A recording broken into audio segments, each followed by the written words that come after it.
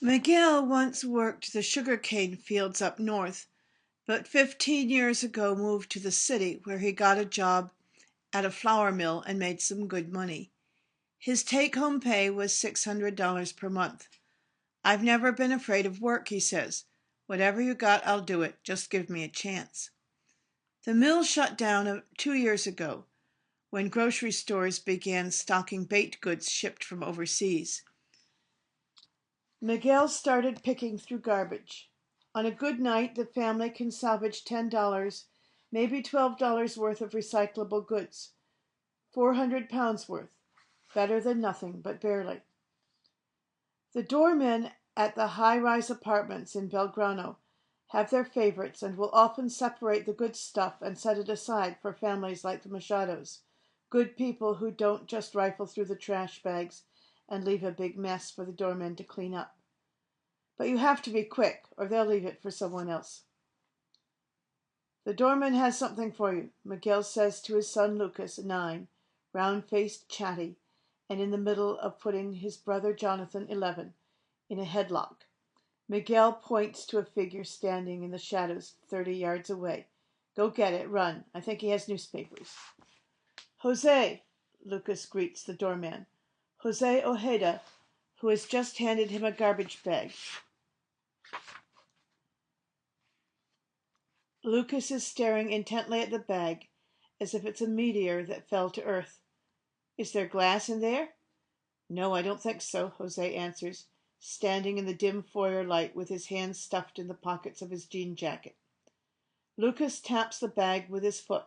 He does it again and again, until he is no longer inspecting for glass, but dancing a sort of triumphant samba with a trash bag. The first thing you learn as a cartonero is that there is sometimes broken glass in garbage bags. The second thing you learn is that you don't want anything to do with the broken glass that is sometimes inside garbage bags.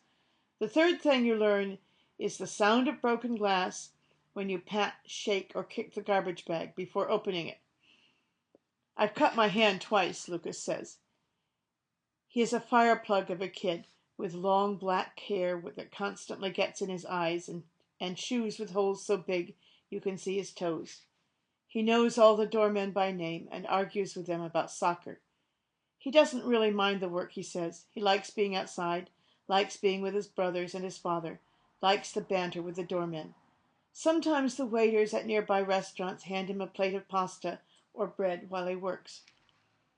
Since his father lost his job, things have changed for Lucas. He used to eat yogurt and cereal for breakfast every morning. Now, if he's lucky, he might have cereal, and often dry at that, no milk. For dinner, when things are really tight, his parents have only mate, the traditional Argentine herb tea, which they sip slowly while the children finish what's left of the food.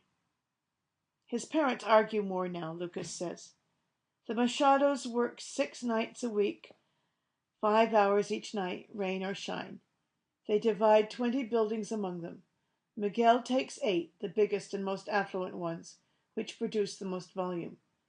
Nothing stirs so much joy in him as when he stumbles on a stack of newspapers which sell for the equivalent of nearly 8 cents per pound, or maybe an old lamp that he can sell to a second-hand dealer for 75 cents.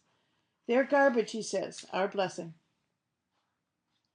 The children, Lucas, Jonathan, Mario, Romina, and Maria, split the other 12 buildings.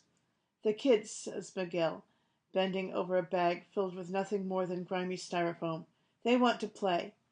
I know this is not a good time to be a child, but they don't always understand that this is my job. This is our job. If we do it, we eat. Nothing more, but we eat. They don't always understand that."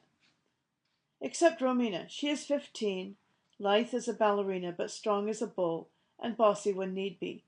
"She's like our mother," says Jonathan. "I put a lot of trust in her," Miguel says. "She's more responsible than the others." "They're lazy," Romina says of her brothers and her sister, who is 12, as she uses all her weight to push the nose of the dolly down so it is resting solely on its wheels. She says she can handle a dolly with as much as 400 pounds by herself. The trick, she says, is balance and alignment. Always keep the wheels straight in front of you, otherwise, she says, it will attack you. When she first started working on the streets, she woke up sore for a week. But the body gets used to it, she says. Once a passing car nicked the dolly as she was pushing it. Just about broke her arm in two, she says. You have to really watch the cars. She has a boyfriend she met a few months ago at her 15th birthday party. He is 17 and a cartonero as well, working with his father in a neighborhood not far from here. She wishes they had more time together. She talks as she works, sifting through garbage bags, loading the dolly. She wants to be a doctor, but it's hard to find time to study. She hates to get her hair dirty. Still, things are not so bad, she says. Half the children in her class at school are cartoneros, she says, so she's not embarrassed by it. She meets people on the streets, and she does like the energy of the city streets at night. She finds herself easily bored when she's home. She pauses a moment, and then the words spill from her mouth like rain. Let me tell you what's hard.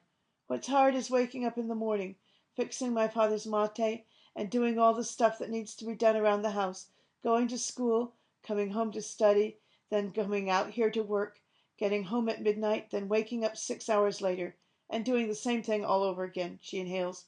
Sometimes I do miss my old life, where I could just stay home and study. Is this a job? Miguel says as he ties Coke bottles together with a string.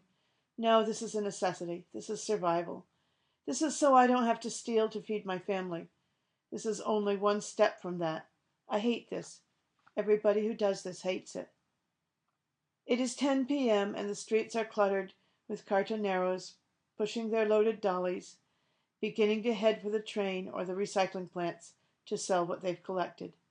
Miguel and Romina push their load slowly, robotically, while the others prance off in the moonlit distance.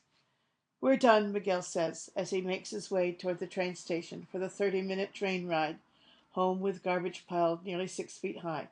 We'll be back tomorrow.